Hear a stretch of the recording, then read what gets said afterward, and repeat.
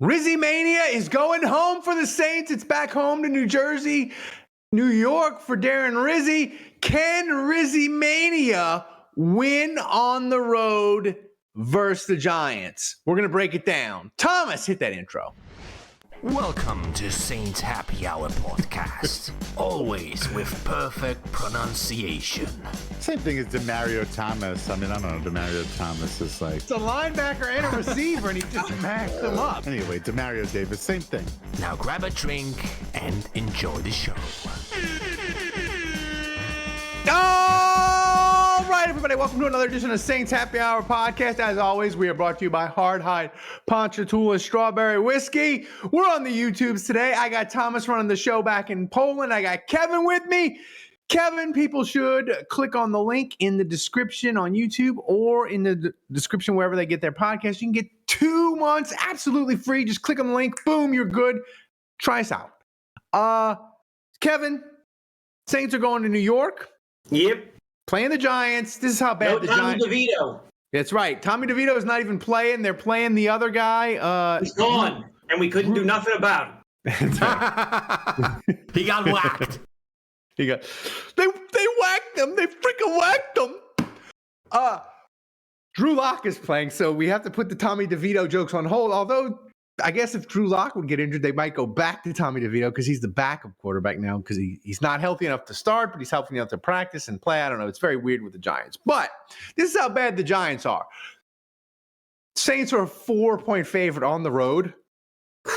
I mean, if the Saints were at home playing the Giants, they might be a touchdown favorite in this game, which I wouldn't favor this. I wouldn't favor this. I could see it being 7.5.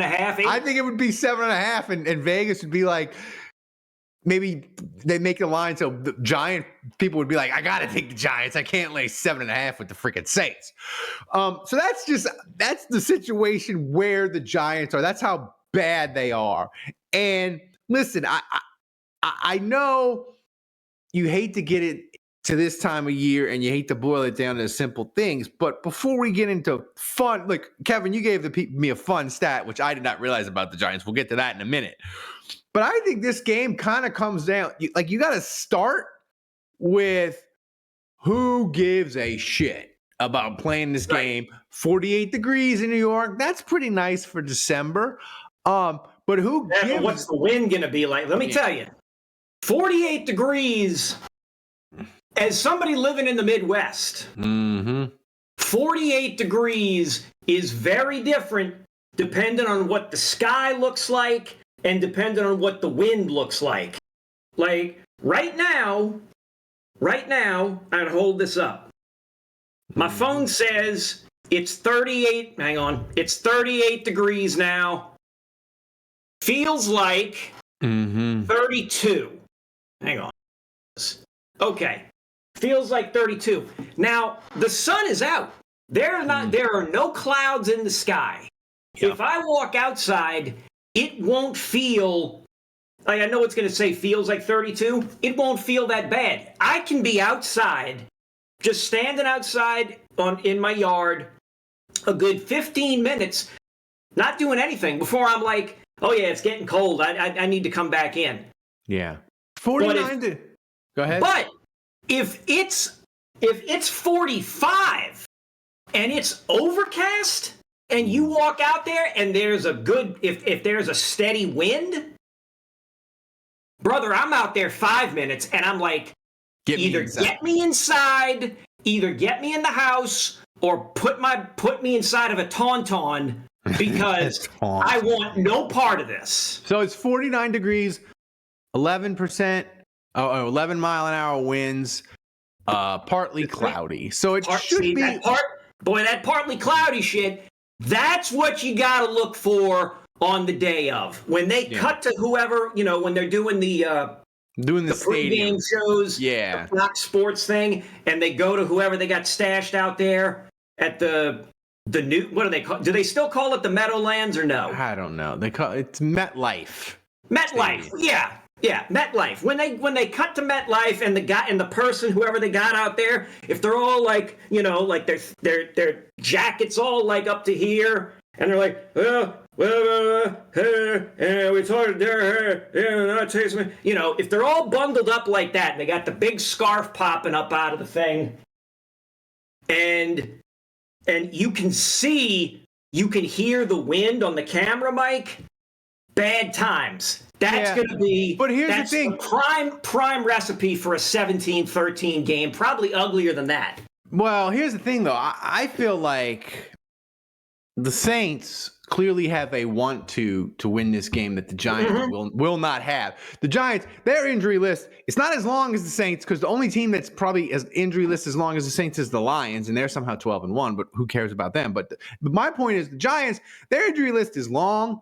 They're missing their Dexter Lawrence, their best defensive player. He's out. Malik Neighbors, he's questionable to play.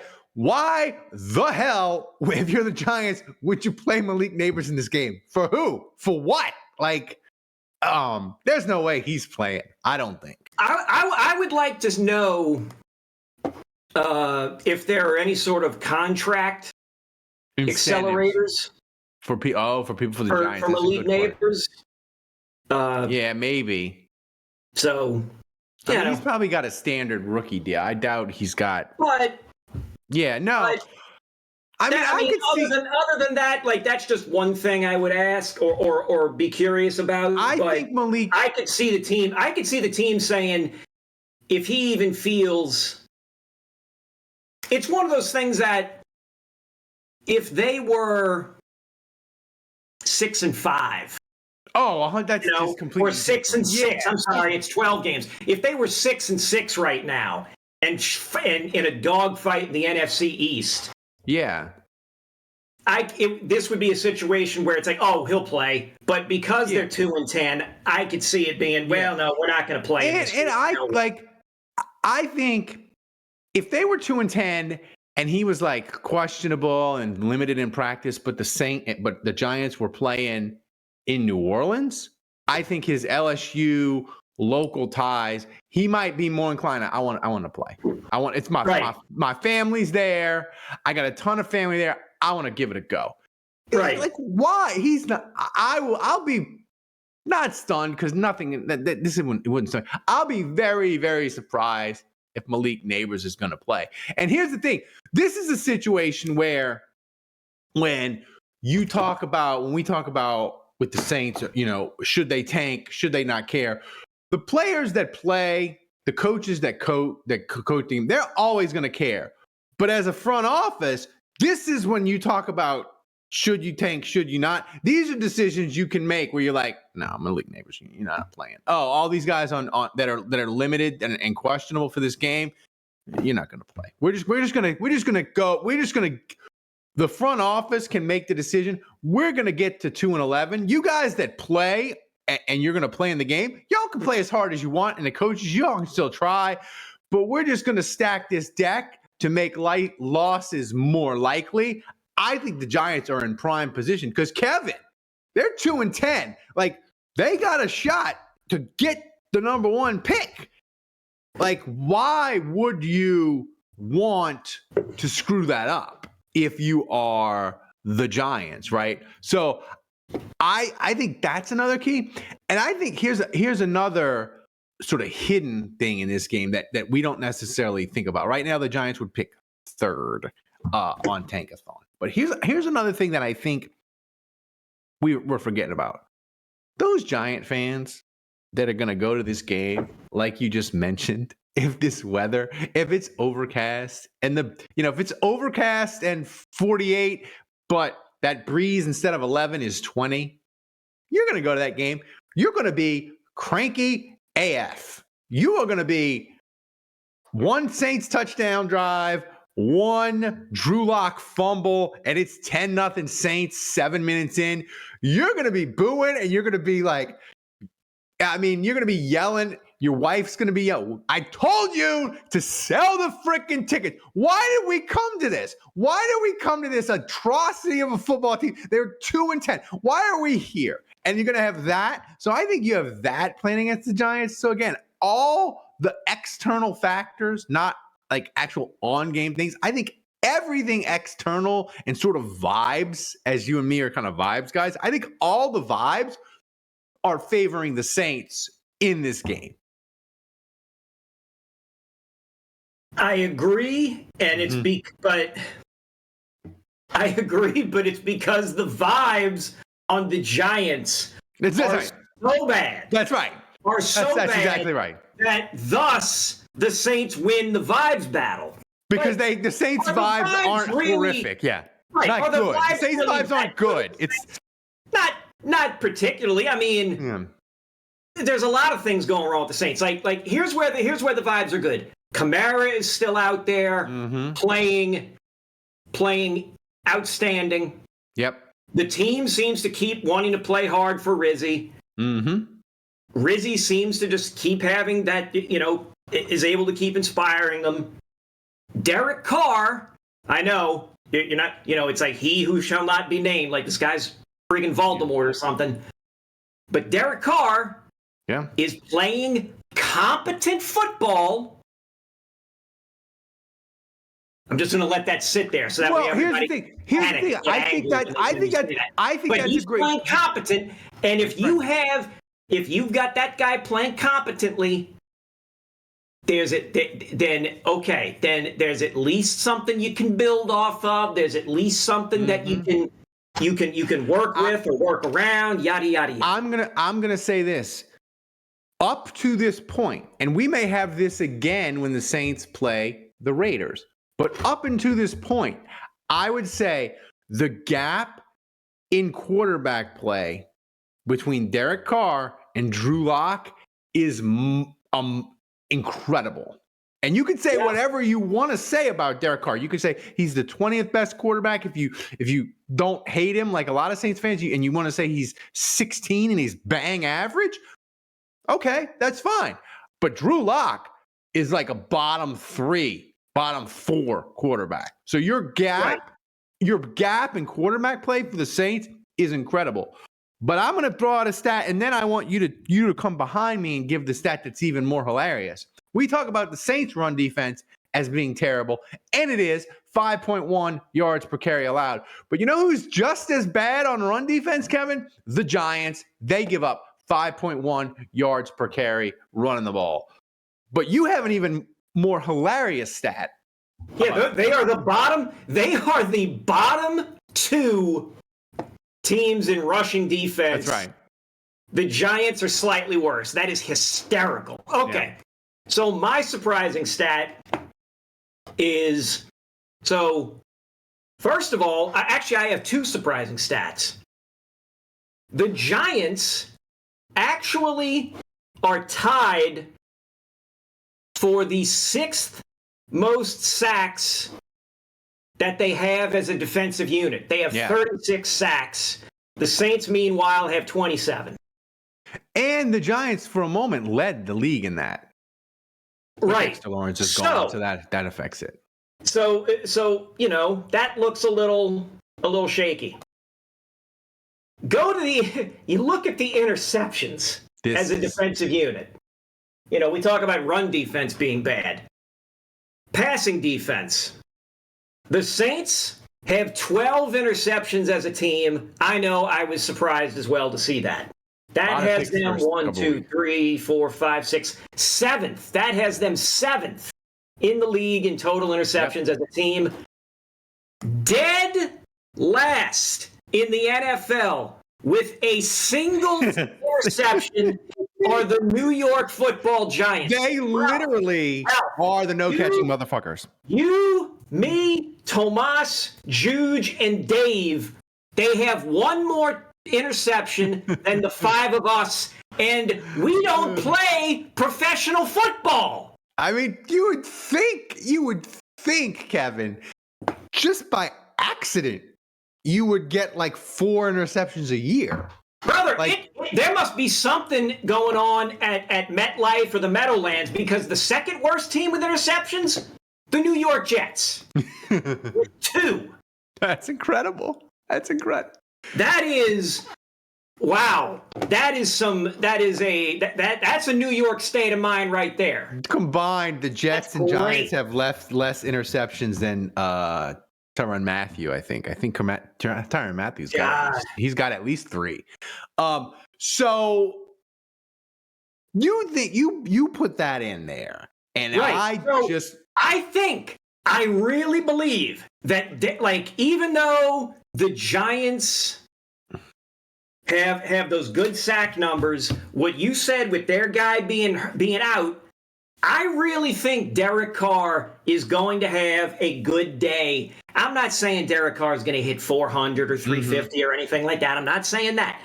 Derek Carr is going to have a very good day, and it's like he's going to have a quiet good day. It'll be like 250, 260 yards. With like super efficient. Either 2 touchdowns, no picks, or 3 touchdowns, 1 pick. It's going to be, he's going to just, he'll mostly nickel and dime it, and then he'll probably get 1 or 2 big passes off of over 20 yards. I'm talking like air yards, probably over 30 in the air. And that'll be it. And it'll be the good side of Derek Carr. And I just, man, if this O-line can just protect this fucking guy. I mean, you do that, and you do that by running the ball against the worst run defense in the sport. I would love to see the Saints try a flea flicker.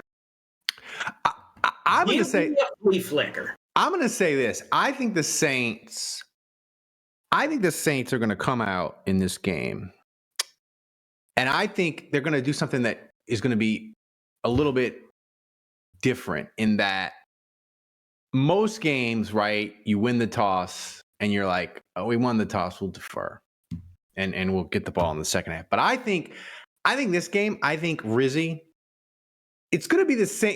The Saints, it's strategically, it's kind of always the same. And like they need to run the ball. They need to, keep their crappy defense off the field. The way to play less crappy defense is to not play defense at all and shorten the game. I think that those philosophies for Rizzy, he's right to play the game that way.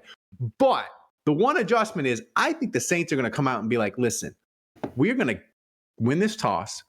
We're going to get this football, and we're going to take this football, and we're going to march the football right down the freaking field on this garbage defense with Derek Carr throwing it on early downs, and we're going to score, and then we're going to stop them, and we're going to make them punt, and we're going to score again, and they will freaking quit and pack it in. And the Saints are going to go for the kill early in the game. Will they get it?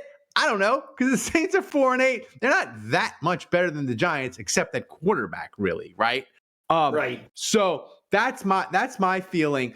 I think the Saints are going to come out to throw the ball to get ahead and run the ball to finish. And here's the thing.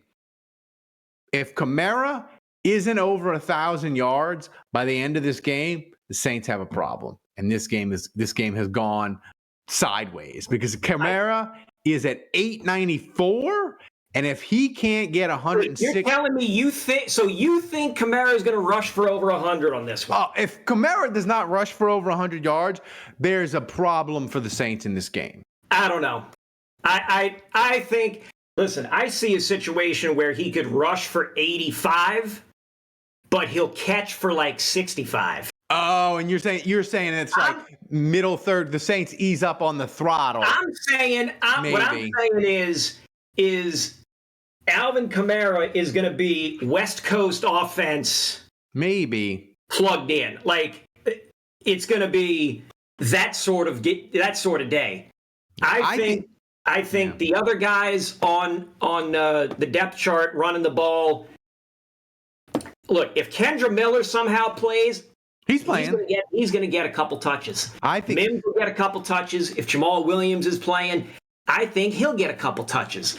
But I think they're going to save Kamara for more receptions.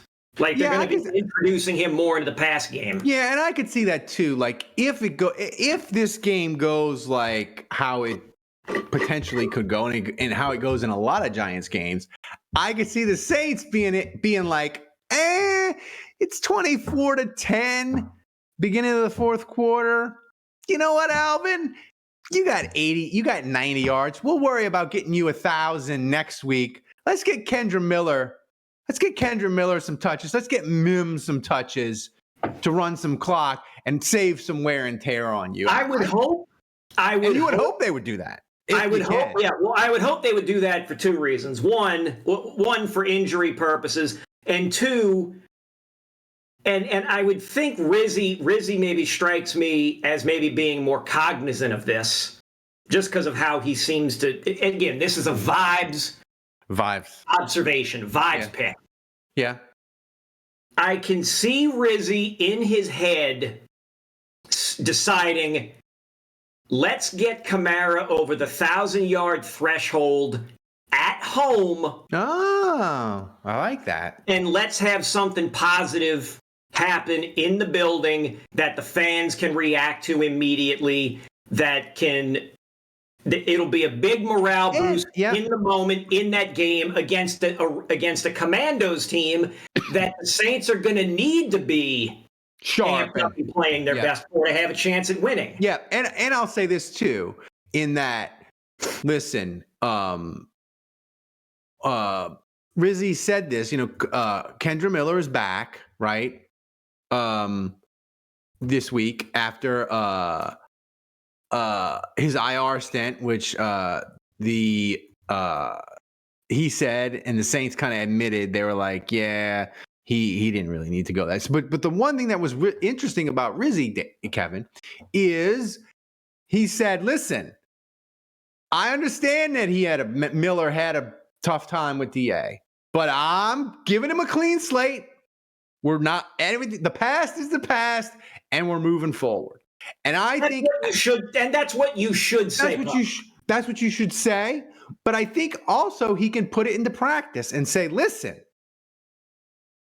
you got a clean slate, buddy. I'm going to give you 12 carries to go against the Giants. If you are serious about being in better shape, being a serious professional, doing what you need to do, start freaking showing it to us. I'm going to give you 10 carries against the worst run defense in the NFL. Go do something. So I could see that kind of eating in. Hang on. Now you've got me looking up. Now you got me looking up this guy's game log here. So good. I mean, his game log is sad. It's sad. He's played 2 games. Yeah. My man, Ralph, he has carried the ball. I'll go down to 9. He's carried the ball 9 times or more, 3 times in his career, and they were all last year. Yeah. And that's because I had to go down to 9. Otherwise, I'll give him. He's had 9 combined carries this season. I think he's going to get carries Sunday because the Giants are bad. Like, the Giants are bad.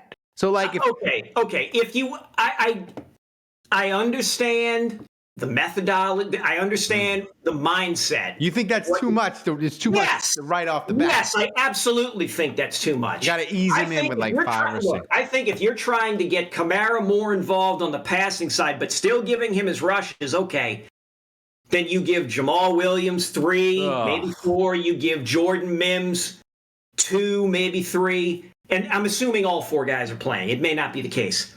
I think you give Kendra Miller 6 to 8 carries. Okay, that's fair. You give him the most carries of anybody not named Alvin Kamara, and you say, listen, we need to see something out of you in this game and the rest of the way.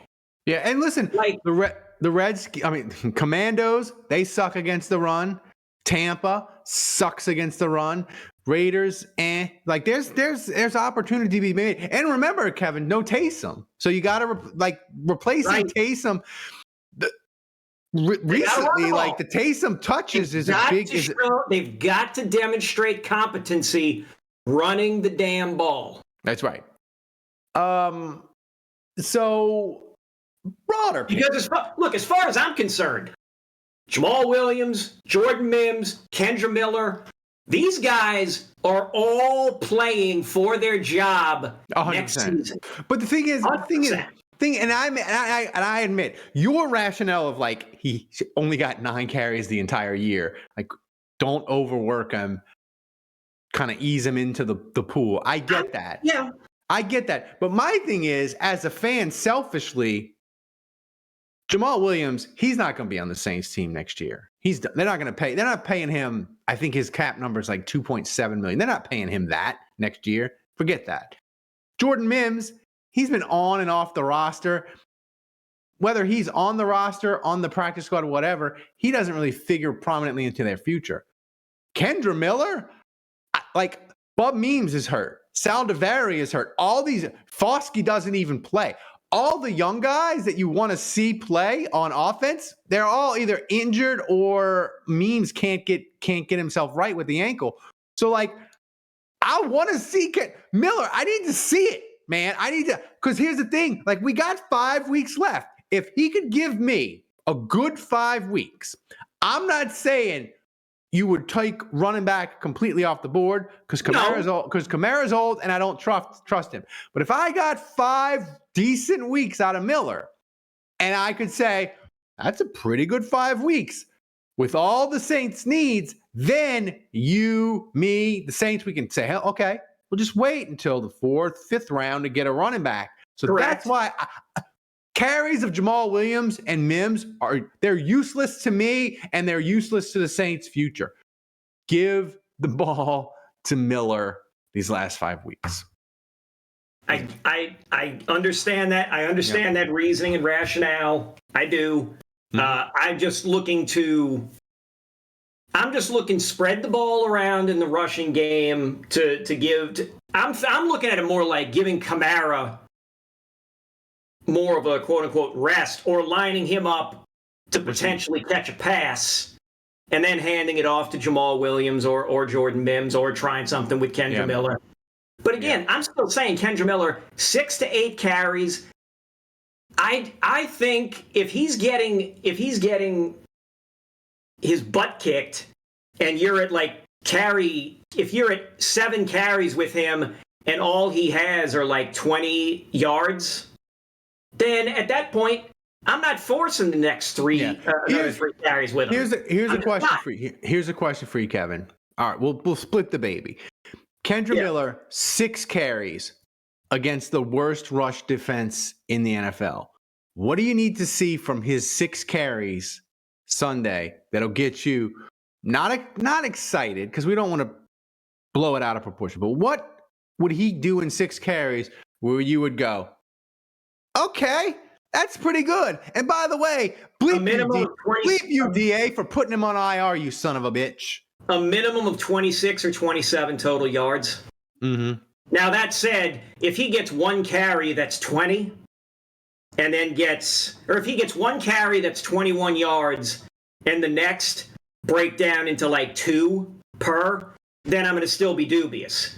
But but again, on its face, 5 carries, 26 yards, or you said 6 carries, sorry. 6 carries, 26 yards.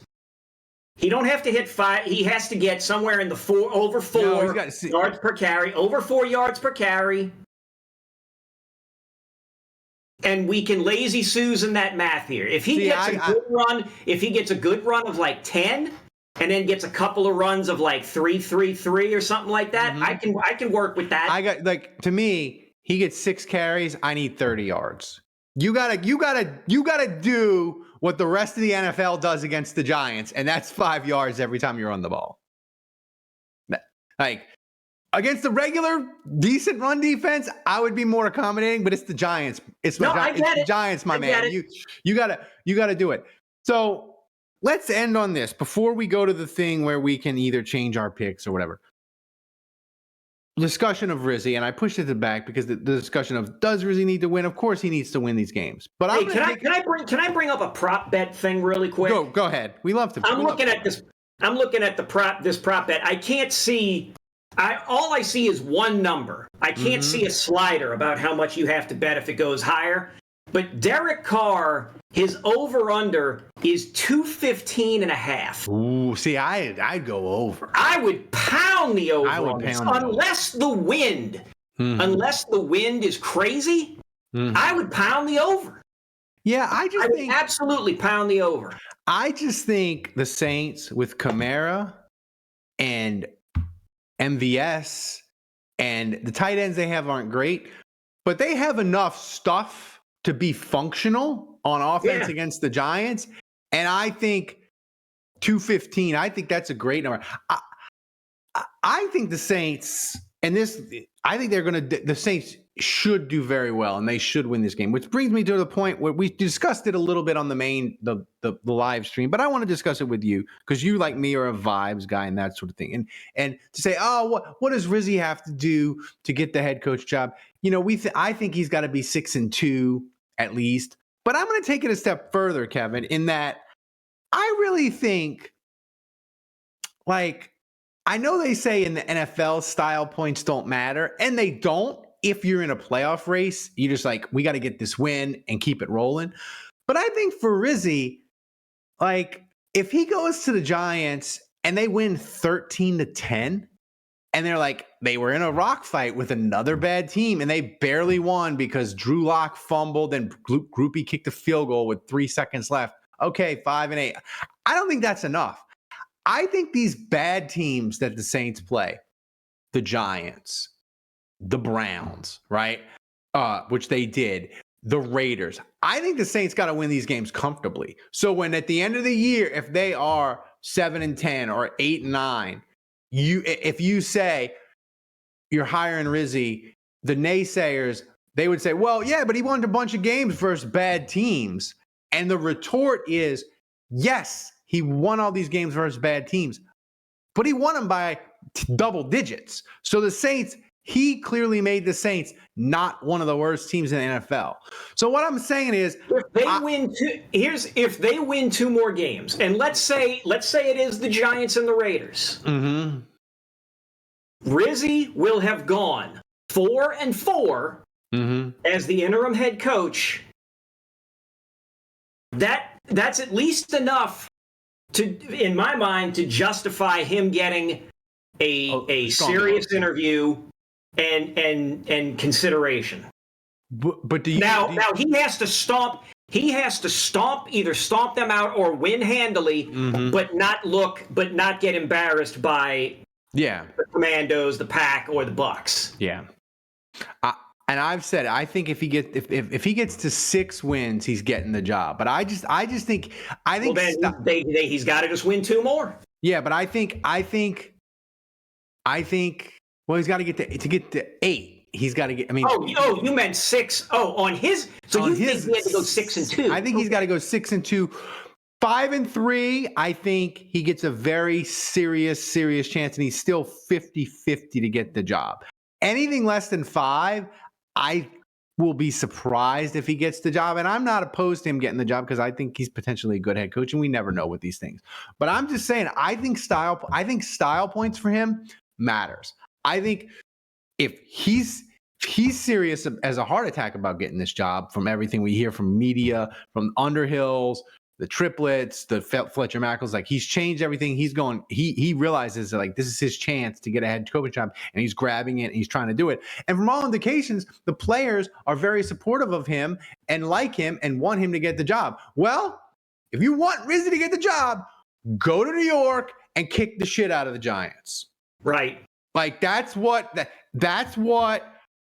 a team that is coached by an interim, that the interim is a good interim, and they're serious about him getting the full-time job. That's what you do. You go and you kick the shit out of a team that's going to be picking the top 3 in the NFL, and you don't lose to Drew Lock.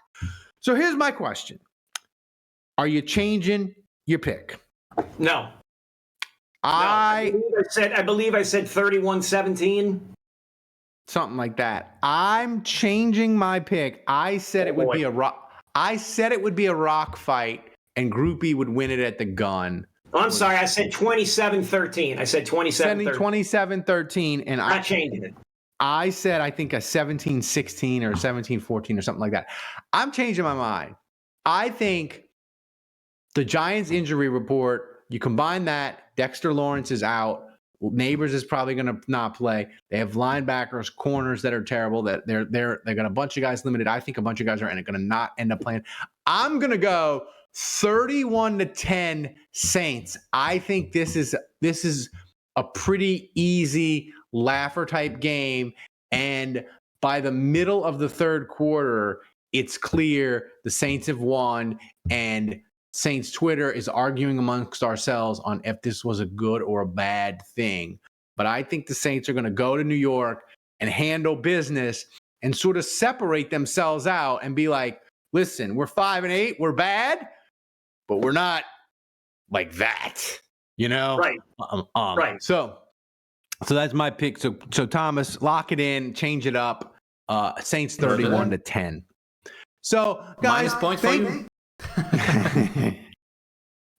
So guys, thanks for joining us. Thanks for supporting the show. It would do a big help for us. Leave a comment. It helps the algorithm. It doesn't cost you a thing, and it gets us more searches, more views, and helps us out. Go to patreon.com/Saints Happy Hour. Check us out. Click on the link in this description and on the description wherever you find your podcast. We're giving away free subscriptions all the rest of the year, a couple months. Try us at the daily level. You'll love it, I promise you. So thank you to everybody who already supports the show. So for Kevin, for Thomas running the show back in Poland, I'm Ralph. Thanks for joining us. We will see you Sunday after the Saints-Giants game. Until then, the bar is closed.